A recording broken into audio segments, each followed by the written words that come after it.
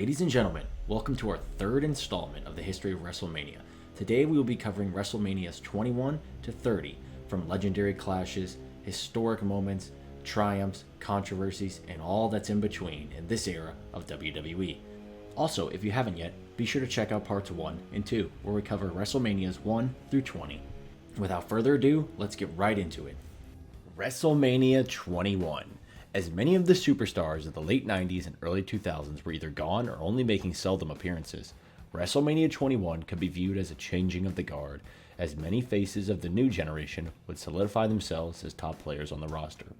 The night opened up with a rivalry starting match between Eddie Guerrero and Rey Mysterio, a high-flying, entertaining affair that would eventually lead to their infamously hilarious ladder match for the custody of Dominic Mysterio at SummerSlam 2005. Up next on the card was the revolutionary first Money in the Bank ladder match, a six-man ladder match that featured a briefcase suspended above the ring containing a contract that guaranteed the winning participant a world title match at any time or place of their choosing within 1 year up to the next WrestleMania. The match was an exciting and refreshing bout, with the rated R superstar Edge claiming the inaugural briefcase, which he'd put to good use months later. Following that up was an important match in both the history of the streak and a young Randy Orton's career. Orton, under the Legend Killer gimmick, brashly attempted to end The Undertaker's WrestleMania streak. The streak was 12-0 at this point, and the build did a great job at highlighting the significance of the streak, which would play a key role in countless WrestleManias to come. Orton would ultimately fall short of ending the streak, even though it was floated around to have him actually end the streak on this night. But in the end, the match overall was really good and did a great job at elevating the streak, while also highlighting that Randy Orton was indeed a main event player for years to come. In what was the best match of the night, hands down, once again, Shawn Michaels stole the show, this time with another show stealer, Kurt Angle. The two put on an absolute clinic. Angle would win in the end, but it didn't really matter who won. Both men had reached stages in their career where they were masters of their craft, and it was clear they set out to steal the show, and that they did. In co-main events, the WWE Championship and the World Heavyweight Championship passed on to John Cena and Batista respectively, by Cena defeating JBL and Batista Triple H in their respective matches. The two main events were hardly in-ring classics, but they were coronations of ruthless aggression stars who shed shaky starts to their main rostered careers to become unquestioned leaders of the new generation and faces of the company going forward, especially so with Cena. It might be my bias, as this was the first WrestleMania I watched live, but I really think this was a great show that propelled a lot of careers and made a lot of lifelong fans, like yours truly. With all that being said, there was one match that I haven't touched on yet. So bad, it probably keeps this WrestleMania from receiving higher praise. That atrocity of a match was Akibona versus The Big Show in a sumo wrestling match. The time it took to replace the ring with a sumo mat, on top of both the massively slow entrances, all for them to spend a grand total of 1 minute running into each other while wearing diapers. Just terrible, and for sure in the running for worst WrestleMania match. I've got nothing inherently against sumo wrestling, but this wasn't it, especially at a WrestleMania. WrestleMania 22. Another show with intense highs and lows. WrestleMania 22 had some great matches and some duds too, leaving it in kind of a limbo when it comes to rating WrestleManias, as I feel like it gets forgotten at times, but maybe that's just me. The Money in the Bank match returned for the second year, and was enthralling as usual, with the winner, Rob Van Dam, receiving a much-deserved WrestleMania moment. For me though, the match that stole the show, and also had my parents questioning whether a 7-year-old should be watching this, was Mick Foley versus Edge, in a brutal hardcore match, complete with barbed wire, thumbtacks, and a flaming table spot that I can still go back and watch anytime. Also on this show, Rey Mysterio winning the World Heavyweight Championship in dedication to his late friend Eddie Guerrero, a heartfelt moment and a good match, even with a somewhat distasteful build exploiting Eddie's death, but at least the right man won in the end. John Cena retained the WWE Championship by submission against Triple H, letting everyone know that he was the top guy in the company whether you liked it or not. I was 7 years old, so of course I loved it. A fun no-holds-barred match where Shawn Michaels got to beat the heck out of his bosses. A lot of great moments, but like I said, there were some duds. Mark Henry versus The Undertaker in a casket match really didn't hold a candle to Randy's performance a year prior. The Boogeyman versus Booker T and Sharmell was strange and kind of gross, but I guess that was the point. Oh, and then of course there was the infamous Playboy pillow fight between Tori Wilson and Candice Michelle. that once again had my parents questioning whether they were bad parents for allowing a 7-year-old to watch all this stuff. WrestleMania 23. WrestleMania finally returned to a huge stadium, with Ford Field in Detroit, Michigan, making WrestleMania 23 feel like a much bigger deal. Even the Money in the Bank match was bigger, featuring 8 men this time around, as well as the inclusion of ECW wrestlers, with Mr. Kennedy actually winning the briefcase, just to have it stolen by Edge a few weeks later. This WrestleMania also featured what, perhaps in hindsight, is the wildest match stipulation in the history of pro wrestling, with the Battle of the Billionaires, as Donald Trump would have his chosen wrestler, Bobby Lashley, face off against Umaga, Vince McMahon's chosen wrestler, with the losing billionaire to have his head shaven after the match live on TV. Bobby Lashley would win after Trump tackled Vince ringside. This then allowed the future president of the United States to shave Vince McMahon's head bald live on pay-per-view. Not only that, Trump would even get a stunner prior to the haircut from special guest referee Stone Cold Steve Austin. Oh, what a wild and fun world we live in. Also, there were 2 fantastic championship matches. First, the show stealer between The Undertaker and Batista blew everyone away. Batista wanted to end the streak and the Phenom wanted his 5th world title, and they were willing to do whatever it took to make that happen. But what made this match all the better was the story behind the scenes. The 2 men were told that they were not going to main event the show, when in reality they probably should have. This rightfully upset them, and they made it their mission to steal the show and make Vince wish he had had them in the main event. To say they proved him wrong would be a huge understatement. Without a doubt, one of the finest matches in both men's careers that kicked off a 7-year run in which The Undertaker arguably had Match of the Night at WrestleMania every year. The actual main event for the WWE Championship, while not as good as the World Heavyweight title, still provided a solid showing for the grand stage of WrestleMania, as John Cena defeated Shawn Michaels in what again only further cemented him as the top dog in the company. Cena had won big matches before, but this was debatably the biggest match of his career. And in my opinion, this is John Cena's best WrestleMania performance, at least when it comes to in-ring work. It certainly helped that he had Mr. WrestleMania himself as his dancing partner. WrestleMania 24. The WWE found themselves outdoors again for WrestleMania, this time in Orlando for WrestleMania 24. This is another great WrestleMania in my opinion. A grand stage with a lot of spectacular moments, big stars, and great matches. The formula for a great WrestleMania. Unsurprisingly, the Money in the Bank match was a fun, thrilling match that cemented the winner, CM Punk, as a bona fide main event player who would soon have world titles around his waist. In a truly emotional match, Ric Flair and Shawn Michaels had a classic battle with Flair's 36-year career on the line. The final moments when Shawn Michaels says, "I'm sorry, I love you," before super kicking Flair for the final time was the perfect send-off to the legend. But that moment is tainted in hindsight, knowing that Flair would wrestle in TNA months later and not have his official last match for another 14 years, and Lord knows if he'll have another crack at it. The triple threat match for the WWE title between Triple H, John Cena, and Randy Orton was also a fun match, with an even more interesting ending, as Orton only barely escaped with his title after stealing a pin off a Triple H pedigree to Cena. Like the year prior, WrestleMania 24 also featured a celebrity match, this time with the 5'8" championship boxer Floyd Money Mayweather taking on the 7-foot, 500-pound Big Show in a no DQ match. On paper, this match should have stunk up the place, as many thought it would, really just as an easy way for the WWE to market Mayweather and sell more tickets. But surprisingly, Mayweather didn't just show up for the check. He took the privilege of wrestling in WrestleMania seriously, and the 2 unlikely competitors put on a really fun but unorthodox match. The involvement of Mayweather's posse and the use of brass knuckles to bring down the giant in this David and Goliath clash was a refreshing and surprising treat. In the main event, The Undertaker once again stole the show, this time around with Edge.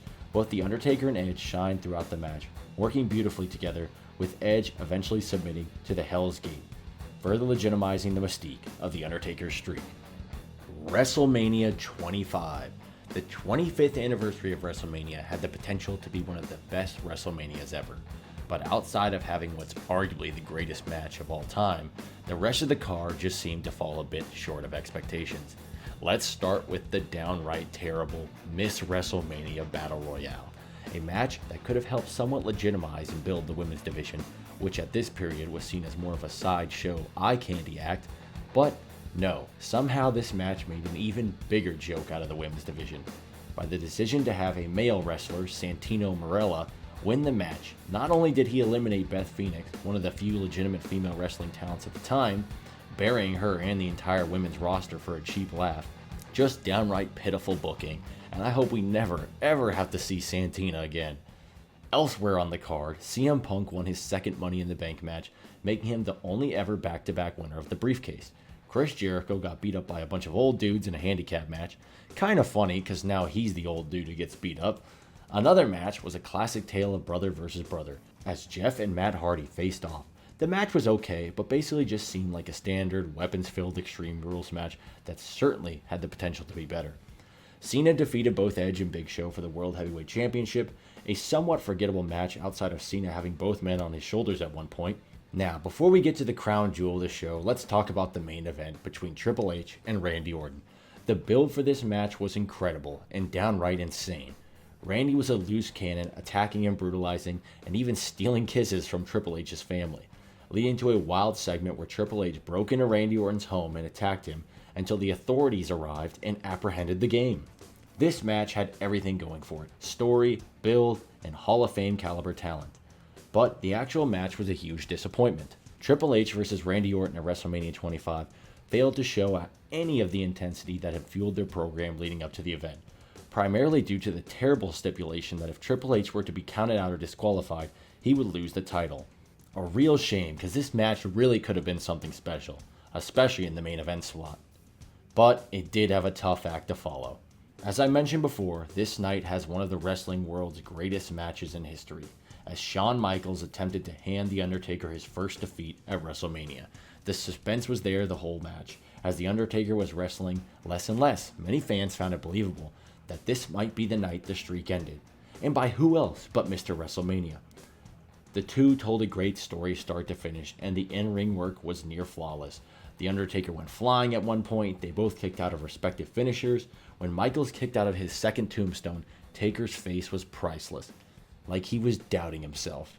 As The Undertaker finally defeated Michaels with a third tombstone, you could feel the emotion. Even the crowd was exhausted, meaning, again, this probably should have main evented the show, but just an all-time classic match from two of the best to have ever done it. WrestleMania 26. In many ways, WrestleMania 26 almost feels like WrestleMania 25 2.0, with The Undertaker and Shawn Michaels again stealing the show with another all-time classic. Except this time, though, they were not let down by the undercard, as there were other aspects of this Mania that were must-see while having a few shortcomings. There was a lot of solid heel-face dynamics on this show. CM Punk was unsurprisingly on point as a vindictive straight-edge cult leader in a feud with the forever babyface Rey Mysterio. Edge and Chris Jericho had a great World Heavyweight Championship match, further building a feud that had been running for months.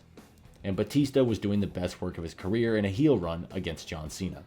However, despite the excitement, there were some glaring moments that brought the action to a screeching halt. For the first time in 13 years, Bret Hart had a WWE match against the man who screwed him all those years ago in Montreal. While I'm sure it was cathartic for some to watch Bret Hart finally get vengeance on Vince, the match was painfully slow and the limitations of the two men were glaringly apparent. Not only would Bret Hart's first match back in so long be on this night, it would also be his old bitter rival's Shawn Michaels' last match. I like to pretend that the Saudi match never happened, okay? It just didn't happen. It didn't happen. A rematch between Shawn Michaels and The Undertaker rightfully held the main event spot. With the stakes raised, it was career versus streak. This match was once again an undeniable classic. However, it's usually not held in as high of regards as the previous year's match. Maybe it's because of the whole sequel is never good as the original thing, but I actually prefer this match to 25's. Especially the ending, when Michaels taunts The Undertaker one final time with his patented throat cut before receiving one final tombstone. For back-to-back years, Shawn Michaels helped put on two of the greatest WrestleMania matches of all time. I would say that's a fitting end for a man known as Mr. WrestleMania. Again, that Saudi match never happened. WrestleMania 27.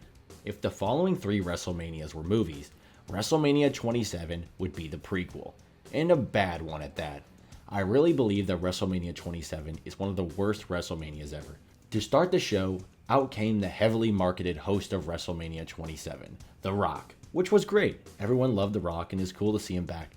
But in hindsight, he was basically just there to advertise and build to the following year's WrestleMania. But before I go on to the filler crap this show tried to pass off as WrestleMania worthy, I'll quickly touch on the few positives. Edge had a decent match defeating Alberto Del Rio in what would be his last match for nearly 9 years. Rey Mysterio vs. Cody Rhodes and Randy Orton vs. CM Punk were both good matches, but for some reason got pushed down the card for a commentator match in an MTV reality star match. And of course, The Undertaker once again stole the show with a grueling match against Triple H, who despite losing was the one man who walked away on his own power. By having Triple H, not Taker, walk away, explained another year away from television for The Undertaker, and set up a rematch the following year. If you decide to rewatch this WrestleMania, those are the only 4 matches I can recommend in good faith. So now, let's move on to the bad. To start, the United States Championship match, which featured Daniel Bryan, who every week was getting more and more over, was relegated to a pre-show dark match. A grand total of 1 minute and 32 seconds was given to an 8-man tag match, so if you like entrances more than wrestling, this one might be for you. In what definitely could be considered the worst WrestleMania match ever, commentator Michael Cole defeated fellow commentator Jerry Lawler, a match certainly only on the card for a cheap pop for special guest referee Stone Cold Steve Austin. Then, a mixed tag match featuring Jersey Shore's Snooki, who admittedly performed better than expected, but ultimately this match just served as a good bathroom break between The Undertaker and Triple H in the main event.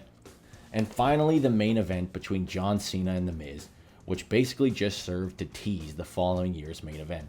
I love The Miz, but he was done dirty here, as the biggest night of his career was overshadowed by The Rock, who helped Miz win after rock bottoming Cena. Miz was not even allowed to celebrate his win, as he too was flattened by The Rock, setting up Cena vs. The Rock for WrestleMania 28.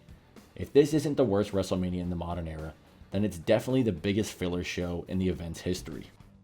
WrestleMania 28. If the intent of WrestleMania 27 was to solely build towards 2012's show, at least WrestleMania 28 did a solid job of paying off a less than desirable build. The first hour of the show, though, didn't really get off to the best start.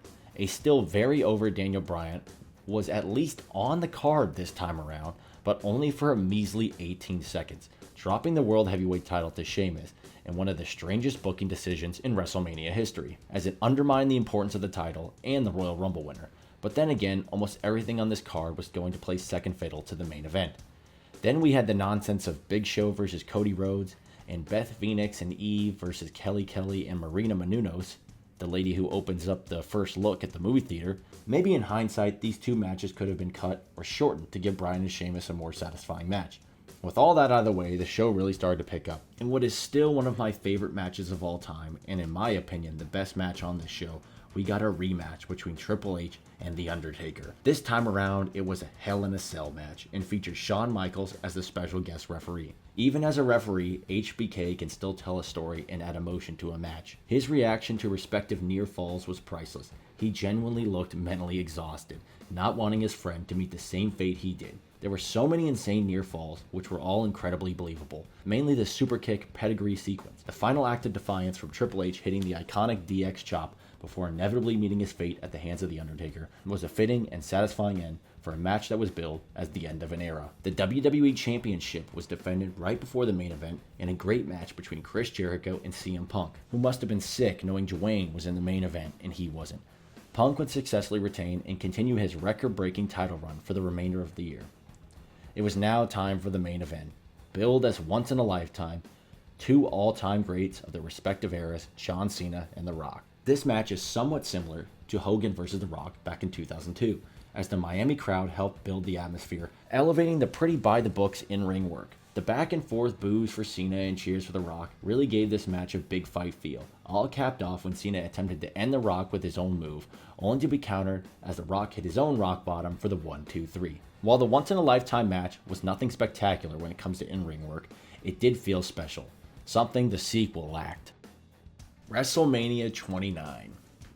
The night after WrestleMania 28 on Raw, The Rock made it clear he wanted to be WWE Champion one last time, eventually at the expense of CM Punk, leading to The Rock versus Cena to headline WrestleMania 29, completely destroying the once-in-a-lifetime. But what can I say? Money talks. The Rock would actually go into WrestleMania 29 as the champion, defeating CM Punk at the Royal Rumble in a move that upset a lot of fans who had really been enjoying Punk's long title reign.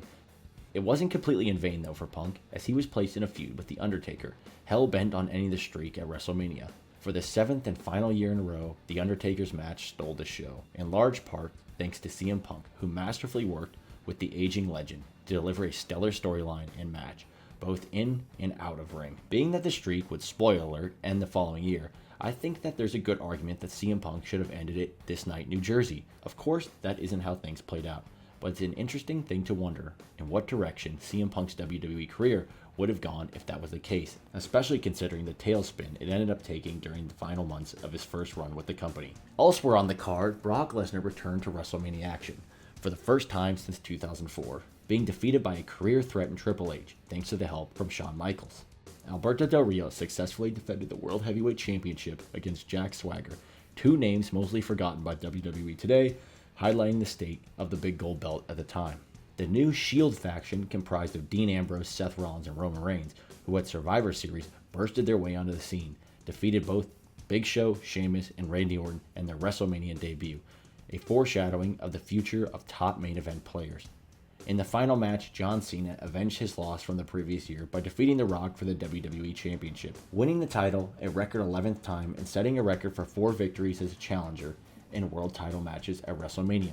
The match was largely a rehash of their first meeting, except the excitement and hype, especially from the crowd, just wasn't near the levels it was a year prior. Sometimes it's just best to leave well enough alone. WrestleMania 30. The 30th annual WrestleMania is an event that holds a significant place in the history of WrestleMania. A night best remembered for an uplifting underdog story, and a night that saw the shocking end to an incredible streak. Let's start out with the joy this night produced for so many fans. For months and months, the undersized, scrappy, technical wrestler Daniel Bryan had been winning over the hearts and minds of the WWE Universe, and what came to be known as the Yes Movement.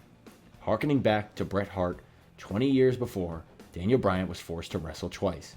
A brilliant match against Triple H opened off the night, but a sickening sneak attack left Bryan hobbled after his opening match victory.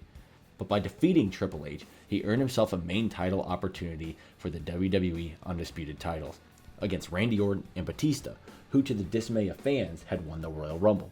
In the main event, Bryan was able to overcome his injury and the odds stacked against him to end this night as the Undisputed Champion, as confetti fell and pyro exploded. However, this was a bittersweet night, as before Bryan had his underdog moment, The Undertaker, who was 21-0 at this point in WrestleMania, suffered his first defeat at the hands of Brock Lesnar. For 20 plus years, The Undertaker's streak had been a constant in the world of professional wrestling. It had an almost mythical aura to it, and many, myself included, thought The Undertaker was going to retire with the streak intact, or that if it was going to be broken, it would be by a superstar coming up, rather than someone already as established as Lesnar. When the referee counted to 3 to end the match, the entire stadium went silent in complete shock, made all the better by Paul Heyman's stunned excitement. People were so baffled that the streak was over, some began to theorize whether it was a mistake or a last-minute audible, only further fueled by news that The Undertaker had gotten knocked out early in the match, suffering a concussion. But it's been confirmed multiple times that the decision to end the streak was made hours before the show. Really, perhaps the most shocking result in sports entertainment history. Another streak came to an end at this show as John Cena handed Bray Wyatt his first loss since debuting in a solid match that one could argue Wyatt should have won. Cesaro also won the first ever Andre the Giant Memorial Battle Royale, back when it actually felt important, by body slamming the Big Show over the top ropes. Shades of Hogan slamming Andre all the way back at WrestleMania 3. Overall, this was a pretty outstanding WrestleMania.